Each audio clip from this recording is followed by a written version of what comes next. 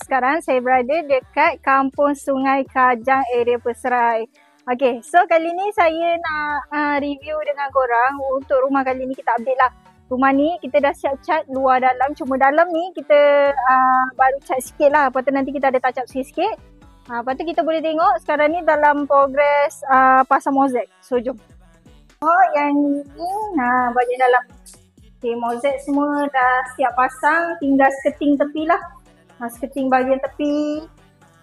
So lepas tu nanti kita ada touch up sikit. Lepas tu bahagian wiring. So boleh tengok lah.